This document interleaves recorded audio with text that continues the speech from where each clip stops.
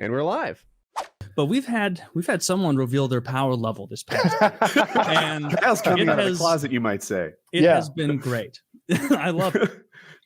Well, thank you. Thank you for the kind words. I don't know God of Thunder or anything, but yeah, definitely upped the anime power level a little bit, as Chocolate Thunder put it earlier. So yeah, it's been a long, arduous process, and I know you two have been wanting to talk about it forever. So. Oh, forever. This is, for people who don't know, this has been a secret with us for so long. Where like there were times where like on my Twitch stream, people would be like, haha, fucking pile, piece of shit, just big pile of, blubber and pork. And I just have to sit there and be like, he sure is fat, isn't he? Meanwhile, he had just sent me a picture like, starting to see abs, bro. Like taking it on the chin for 6 months now for sending shirtless pictures to our WhatsApp chat. Meanwhile, it is a back and forth conversation, and I'm telling nobody.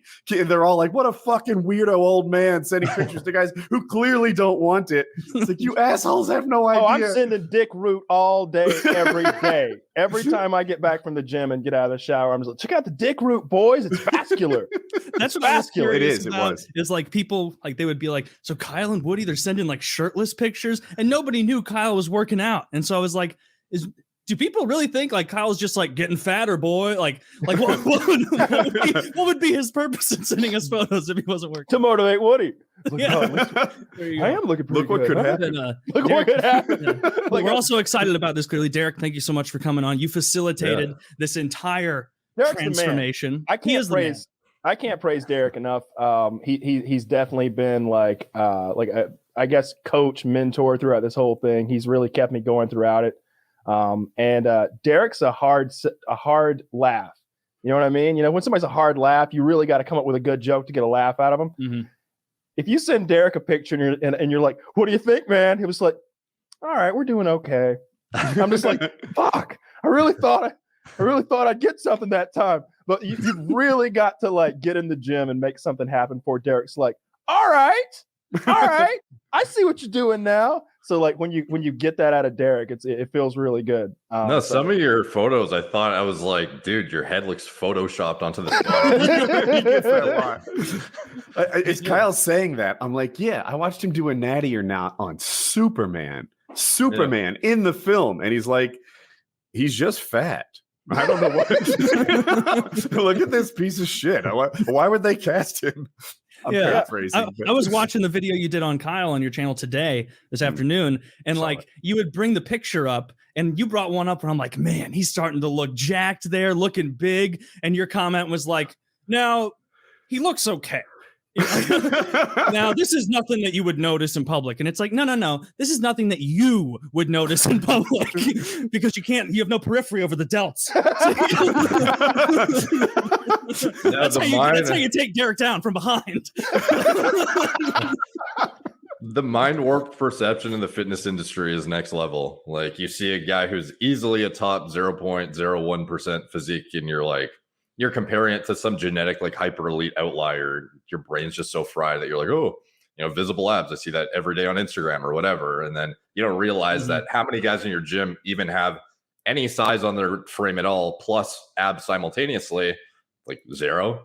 Yeah, it's almost zero. Like the guys that I work out with, because I go to the same like time slot every night. Most of them are like older than me, but they're all like really big guys. Like they all lift heavy. But none of them are like lean. Like nobody is like dick skin lean at all in there. Like nobody has abs. There's a different group of guys that are like high school athletes or college athletes or something. You could tell they're coming in and kind of horsing around, like getting like their second workout of the day in. And those guys have abs, but those guys aren't that big.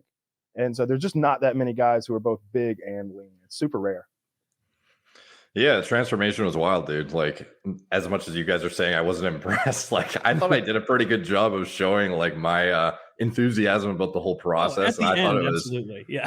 I thought it was fucking incredible, dude. So I was very happy with the outcome, and like more than anything, I was glad you got to see like what you're capable of, because I imagine you had no conception at the start of this that you could you exceeded Rob McElhenney body fat percentage easily. Yeah. You make Mac look like a bitch. that was the goal. Like that was the whole goal. Like from the beginning was to do the Fat Mac, and I would guesstimate his body fat percentage like at his leanest when he's like on TV in that episode to be like 10, something like that. And we hit 8.4 at the end. We hit 8.4, and I was super stoked. I was super stoked to hit 8.4 because I had no idea. I think I had skipped a DEXA scan.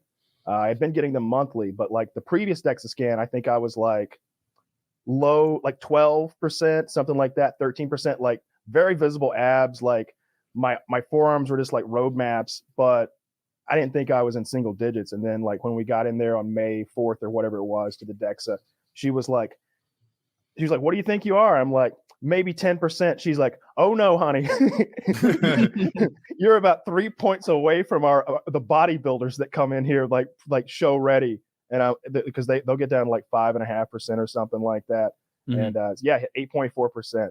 Does your current water impact your body fat percent measurement? Yeah, like the fat-free mass thing is going to be heavily altered by your like water retention and whatnot, because at the end of the day, it's just monitoring fat-free mass, which encompasses so many different things in your body other than fat, So when you're doing the DEXA, it can be, fairly off, to be honest, but at the end of the day, it's a metric to track your progress consistently, which at the end of the day, like what you look like in the mirror matters. And when you look at, Kyle at the end of the transformation, I don't think anyone would argue he wasn't easily single digits and had definitely it might have been 9.5%, but I'm sticking with what the fucking DEXA said. Like who cares?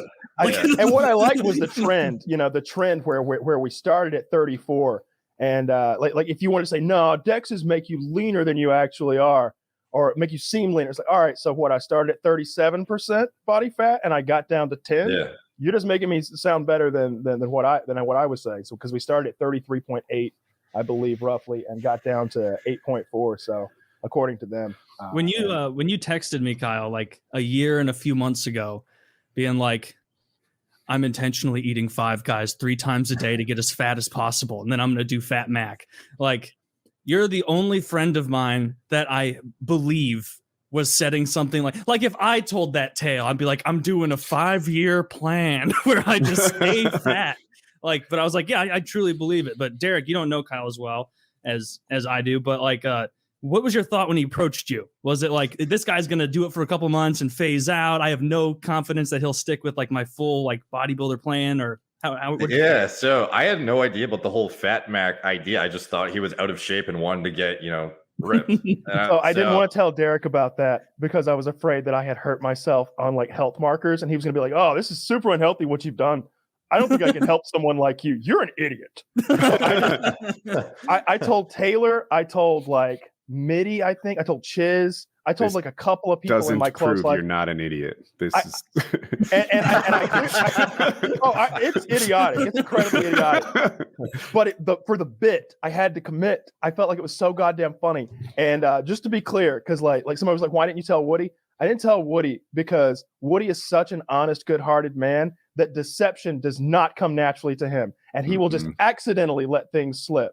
He would never reveal a secret on purpose, but he will always reveal one on accident. That reminds me. I did we do conspiracy theories, and I did this thing where we're all on steroids. Were you on TRT at the time I did that? Yeah, I believe I was. Dude, your part in that, I just found a Photoshop version of you on like a Greek god or something. You were in a chubby phase at the time. Yeah. And I just wanted to like touch on you and change the topic. That's how I handled your aspect of it.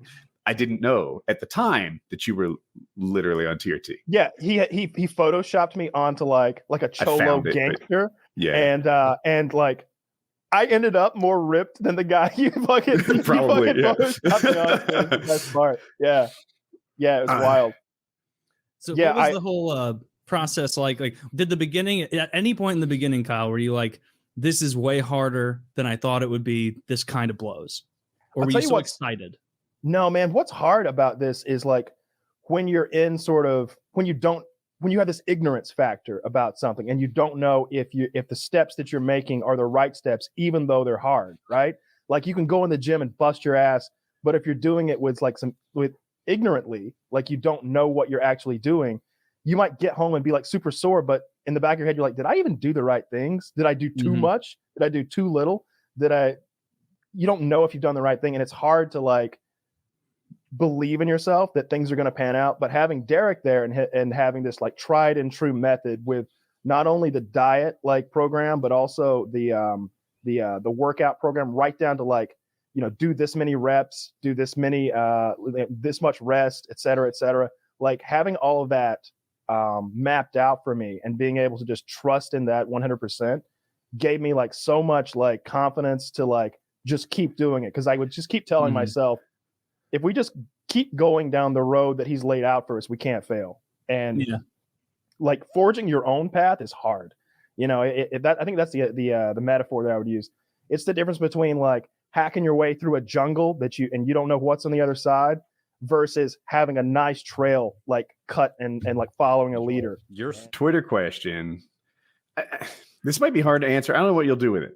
Where is he going with this whole thing? Is there an end goal? Is he entering competitions? So just grinder success? Like, what are we doing with the transformation? You do know Grinder's the gay one, right? I just want to clarify. Yeah, I know. Okay. I just want to make it's sure. funnier than Tinder. It is. Plus, funny. it doesn't. I feel like you know, there might be people in your universe who hear Tinder. Is this how people found out? Is the Tinder pictures getting leaked, or was it because, it? Okay. Yeah, it was because the Tinder pictures got leaked. Because like I was really trying to get my YouTube passwords all sorted so that I could do some stuff on YouTube about this.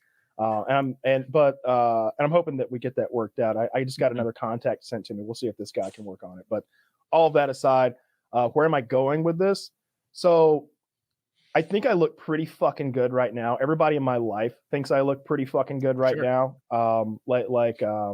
You know, girls think I look good. My family thinks I look good. My friends think I look good. And I don't think this is like body dysmorphia at all. I have like different goals in mind. And I think my goals, I have a couple of goals. One of them is I want my chest to be bigger and more symmetrical. I don't know if I can do anything about this symmetry, but I can definitely make it bigger over the course of the next year. I really don't give a shit about strength. I think I maxed out like, I don't think I ever maxed out, right? Like there was that one time I sat down and did 305 for reps, but that was just because there's no reason to risk injury. Yeah. Like because I work out alone. Say maxing's not cool. I work out alone and I don't have safety stops on the bench that I use. So if I throw 340 on there and fail alone, I'm going to die. You know, and it's not like you post videos of your PRs or anything. So it's like literally for your own ego, not for anyone to see or anything. So like, what's the fucking My gym point? Does have a leaderboard, and the leaderboard, the heaviest bench at my gym, I think, is 365 or 375, and we're gonna take that fucking number by this time next year. 100%, we're taking that number. Okay. So like, I would like to hit a 400-pound bench in my life. That is like one impressive little thing that I think would be cool. I think I could probably hit that number in another year if I went hard enough in the paint. But if I don't, it's not a huge deal. Mostly my goals are aesthetic. And I think just I don't want to walk around at 8% body fat. I think 10 or 12% is kind of ideal for like the aesthetic that I want to walk around at. I think that's low as fuck and like pretty fucking elite for the average human being walking down the street. And I think it's pretty easily maintainable for me, like, because I like the diet. I really do like the vertical diet. I don't have any problem with it. Now that I can eat like a full bowl of rice again, I'm like, rice is so good. like when people were like, what was the one food you really wanted when you were cutting weight? And I'm like, a bowl of fucking rice, a full one. I wanted a full bowl of rice, not because like we were pulling calories from my carbs. So I'd still have like my ground beef.